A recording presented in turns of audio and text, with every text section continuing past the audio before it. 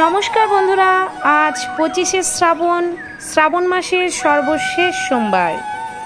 এই সোমবারে অনেকেই মহাদেবের নামে ব্রত রেখেছেন, পুজো করেছেন, কিন্তু ব্রত রেখে ব্রত কথা না শুনলে পুজো সম্পূর্ণ হয় না। যদি আপনারা আজকে শিবের ব্রত কথা না শুনে থাকেন, তাহলে আপনাদের অনুরোধ করা হচ্ছে এই ভিডিওটি সম্পূর্ণ মনোযোগ সহকারে দেখুন। আজকে শ্রাবণ মাসের সোমবারের ব্রতকথা আপনাদের সামনে তুলে ধরব। সবাই মিলে ভক্তি ভরে বলুন ওম নমঃ শিবায়। শ্রাবণের চতুর্থ সোমবারে অবশ্যই শিবলিঙ্গে চাল অর্পণ করতে হবে এবং সেই চালটি যেন অক্ষত চাল হয়। যারা সকালে জল ঢালার সময় চাল অর্পণ করেননি শিবলিঙ্গে, তারা অবশ্যই আজ সান্ধ্যকালীন পুজোতে বাবাকে চাল অর্পণ করবেন। এতে আপনার সংসারে কখনো অন্নের অভাব হবে না। সকালে যারা বাবার মাথায় জল ঢেলে অভিষেক করেছেন, সান্ধ্যকালীন পুজো অবশ্যই সম্পন্ন করবেন, তাহলে আপনার সোমবারের ব্রত রাখা সফল হবে। শ্রাবণের সোমবারে শিবলিঙ্গে যদি চাল অর্পণ করা হয়, তাহলে সারা বছরের অন্ন কষ্ট দূর হয় এবং এতে মা লক্ষ্মীও সন্তুষ্ট হয়। সুতরাং শ্রাবণের সোমবারে অভিষেক করার সময় বাবার মাথায় অবশ্যই অখণ্ড কয়েকটি চাল অর্পণ করবেন। আপনারা অবশ্যই আজকে সান্ধ্যকালীন পুজো করুন এবং তার সাথে ব্রতকথা শুরু করুন। বন্ধুরা, এখন সোমবারের ব্রতকথা আপনাদের সামনে পাঠ করব। অবশ্যই মনে ভক্তি রেখে শ্রবণ করবেন এবং কমেন্ট করে লিখে যাবেন হর হর মহাদেব। যদি ক্রমক্রমেও আপনি আজকে উপবাস না করতে পারেন, ব্রত না রাখতে পারেন, তবুও যদি এই ব্রতকথা আপনি শ্রবণ করেন মন দিয়ে, মনের পরম শান্তি মিলবে এবং আপনার ব্রতকর্মের ফল লাভ হবে। সান্ধ্যকালীন সময়ে একটি প্রদীপ জ্বালিয়ে রাখুন এবং ব্রতকথা শ্রবণ করুন। শুরু করছি শ্রাবণ মাসের সেই ব্রতকথা। ওম নমঃ শিবায়, ওম নমঃ শিবায়, ওম নমঃ শিবায়। পুরাকালে অমরপুর এক নগরে এক ধনী ব্যবসায়ী বাস করতেন। দূর দূরান্তে তার নাম যশ ব্যবসা ছড়িয়ে পড়েছিল, কিন্তু এত প্রাচুর্য, নাম, যশ, খ্যাতি রাজাকে কোনো মতেই খুশি করতে পারেনি, কারণ রাজা ছিলেন নিঃসন্তান। এত বড় সাম্রাজ্য কিভাবে কে উত্তরাধিকারী হবে, এই নিয়ে রাজার গভীর চিন্তা ছিল। সারা দিন রাত রাজা একটা চিন্তায় ডুবেছিলেন। অতঃপর রাজা জানতে পারলেন, শ্রাবণ মাসের প্রত্যেকটি সোমবার যদি উপবাস থেকে শিবের পুজো করা যায়, তাহলে অবশ্যই ভোলেনাথ তার মনের আশা পূর্ণ করেন।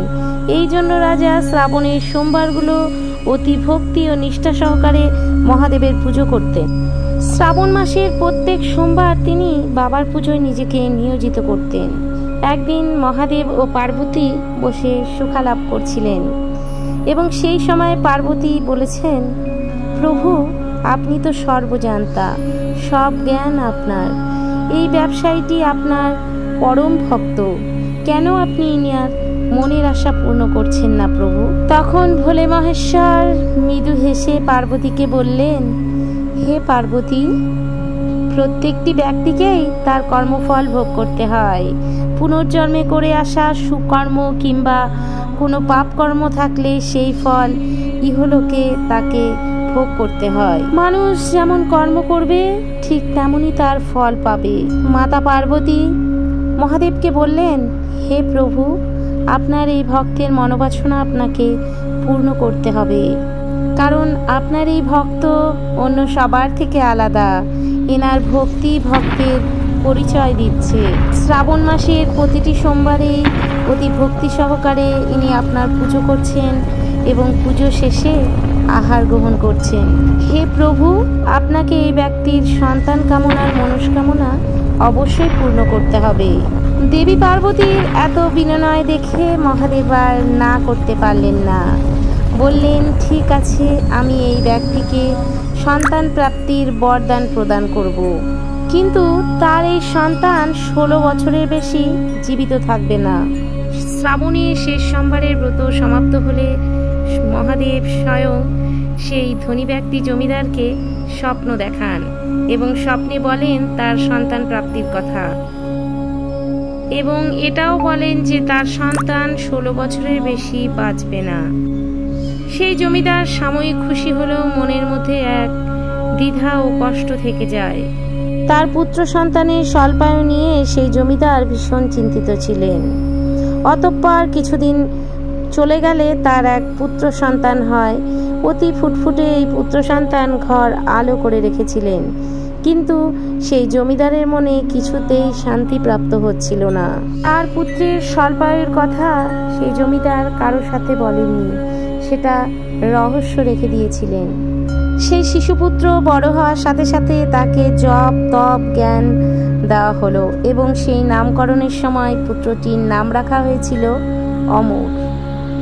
পুত্রটি যতই বড় হতে লাগলো, রাজার দুশ্চিন্তা ততই বাড়তে থাকলো। রাজা তবুও এই শ্রাবণ মাসের সোমবারের সাথে 16 সোমবারের ব্রত শুরু করেছিলেন। অতঃপর যখন সেই শিশুপুত্রটি 12 বছর অতিক্রম করল, তখন সেই জমিদার তাকে শিক্ষা প্রাপ্ত হওয়ার জন্য তার মামার সাথে বারাণসীতে পাঠিয়ে দিলেন এবং বলে দিয়েছিলেন রাস্তায় যেতে যেতে যেখানে ভগবান শিবের মন্দির পড়বে সেখানে অবশ্যই পুজো অর্চনা করবে, সাথে দীন দরিদ্র এবং ব্রাহ্মণদের ভোজন করাবে।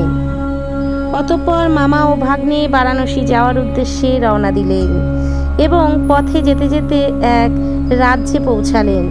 সেইখানকার এক রাজকন্যার সেই দিন বিবাহ সম্পন্ন হচ্ছিল। তবে যে রাজার ছেলের সাথে বিবাহ হচ্ছিল সেই ছেলেটি এক চোখ অন্ধ ছিল।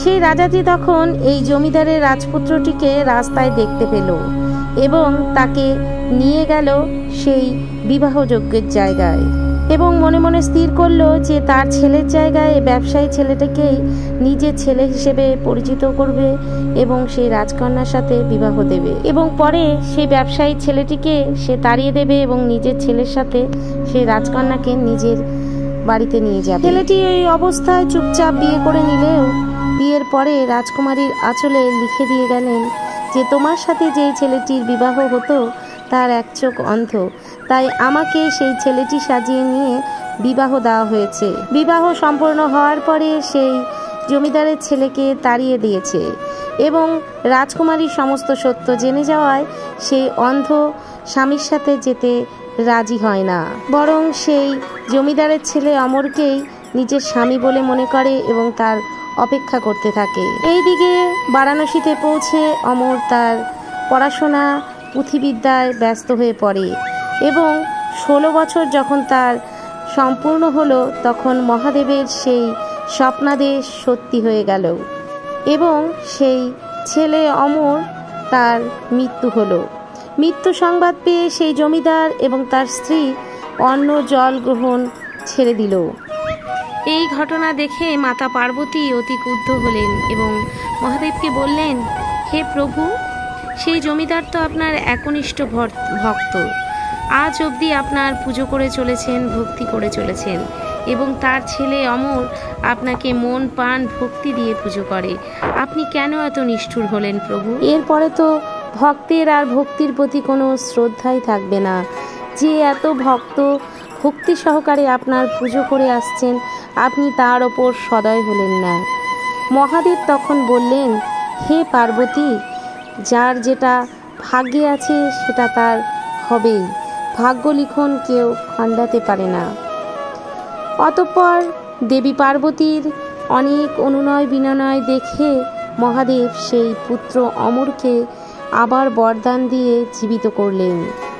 অবশেষে তার পুঁথি পাঠ সম্পূর্ণ করে সেই জমিদারের ছেলে অমর তার বাড়ি ফেরার পথে উপস্থিত হলেন এবং সেই রাজ্যে যে রাজকন্যাকে সে বিবাহ করে এসেছিলেন সেই রাজকন্যাকে সমেত তিনি তার রাজ্যে প্রবেশ করেন। মহাদেব সেই জমিদার ভক্তকে আবার স্বপ্নাদেশ দিলেন, বললেন, তোমার একনিষ্ঠ ভক্তি শ্রদ্ধায় আমি অতি প্রসন্ন হয়েছি, তাই বিধির বিধানকেও খণ্ডন হয়েছে, তোমার ছেলে তার জীবন ফিরে পেয়েছে।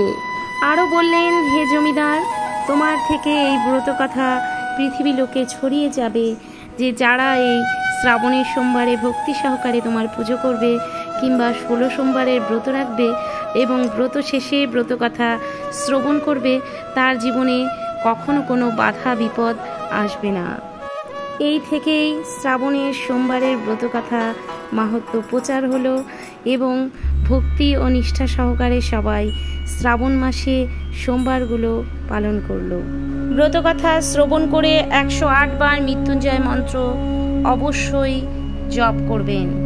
বন্ধুরা, এখন 16 সোমবারের ব্রতকথা শ্রবণ করব, সবাই ভক্তি মনে শ্রবণ করুন। একদা দেবী পার্বতী ও মহাদেব ভ্রমণ করছিলেন। তখন মহাদেব ও দেবী পার্বতী ভূলোকের অমরাবতী নগরে এলেন। সেখানকার রাজা তখন একটি শিব মন্দির স্থাপন করছিলেন, যেটা ছিল খুব পবিত্র, নিষ্ঠা সহকারে এবং অনেক শান্তিদায়ক। দেবী পার্বতী ও মহাদেব ছদ্মবেশ ধারণ করে সেই মন্দিরের সামনে এলেন এবং দেবী পার্বতী বললেন যে মহাদেব চলুন আমরা পাশা খেলা শুরু করি। মহাদেব বলছিলেন, দেবী খেলা শুরু হলে আমি কিন্তু জিতব। এই বলে দেবী পার্বতী এবং মহাদেব কথোপকথন করছিলেন। তখন সেই মন্দিরের পুরোহিত এসে উপস্থিত হলেন। পুরোহিত সবটা দেখে মনে মনে আন্দাজ করতে পারছিলেন এবং মাতা পার্বতী পুরোহিতকে জিজ্ঞাসা করলেন, হে পুরোহিত, বলুন কে জিতবে? পুরোহিত বললেন, এই খেলায় প্রভুর সাথে কেউ পারদর্শী নয়, তাই প্রভুই জিতবে। কিন্তু এই পাশা খেলায় মা পার্বতী জিতে গেলেন। তখন মা পার্বতী পুরোহিতকে বললেন, হে পুরোহিত, আপনি ব্রাহ্মণ হয়েও মিথ্যে কথা কেন বললেন? এর ফল আপনাকে ভোগ করতে হবে। আপনি কুষ্ঠরোগে আক্রান্ত হবেন। কিছুদিন পর সেই ব্রাহ্মণ মাতা পার্বতীর অভিশাপে কুষ্ঠরোগে আক্রান্ত হলেন। অতঃপর মহাদেব সেখানে এক স্বর্গের অপ্সরাকে পাঠালেন। সেই অপ্সরা মন্দিরে এলেন এবং ব্রাহ্মণকে জিজ্ঞাসা করলেন, হে ব্রাহ্মণ, তবু আপনার এই রোগের কারণ কি? অতঃপর পুরোহিত সমস্ত কথা, সমস্ত কাহিনী সেই অপ্সরাকে খুলে বললেন। তখন সেই অপ্সরা বললেন যে, হে ব্রাহ্মণ, আপনি মহাদেবের 16 সোমবারের ব্রত শুরু করুন, তাহলে মহাদেবের কৃপা আপনার ওপর হবে, আপনি সমস্ত সংকট মোচন হবেন। অতঃপর সেই ব্রাহ্মণ অপ্সরাকে 16 সোমবার ব্রতের নিয়ম কানুন বিধি জিজ্ঞাসা করলেন। অপ্সরা সমস্ত রকম বিধি, পুজোর নিয়ম কানুন সেই ব্রাহ্মণকে বলে দিলেন এবং বললেন, শ্রাবণ, কার্তিক এবং ফাল্গুন মাসের প্রথম সোমবার থেকে শুরু করে পরপর 16টি সোমবার ব্রত আপনি করবেন। ব্রতের আগের দিন নিরামিষ আহার গ্রহণ করবেন এবং সম্পূর্ণ সাত্বিক আহারের সাথে পরের দিন উপবাস করবেন এবং সারাদিন উপবাস থেকে সন্ধেবেলা বাড়ির কাছাকাছি কোনো মন্দির কিংবা বাড়িতে প্রাণ প্রতিষ্ঠা করা শিবলিঙ্গে এই পুজো সম্পন্ন করতে হবে। এই বলে অপ্সরা সেই স্থান পরিত্যাগ করলেন। এরপর থেকে অতি নিষ্ঠা ও ভক্তি সহকারে সেই পুরোহিত 16 সোমবারের ব্রত শুরু করলেন এবং আস্তে আস্তে পুরোহিতের সমস্ত রোগ ব্যাধি দূর হতে থাকলো এবং মর্তে এইভাবেই শিবের 16 সোমবার ব্রত প্রচার হলো। বন্ধুরা, অবশ্যই মন দিয়ে ব্রতকথা শ্রবণ করুন, ব্রতের ফল লাভ করুন। আজকের ভিডিওটি এখানেই শেষ করব। সবাই ভালো থাকবেন। ভিডিওটি দেখে ভালো লেগে থাকলে অবশ্যই একটি লাইক, কমেন্ট করে যাবেন। কমেন্টে হর হর মহাদেব লিখে যাবেন। আজকের মতো বিদায় নিচ্ছে বন্ধুরা, সবাই ভালো থাকবেন।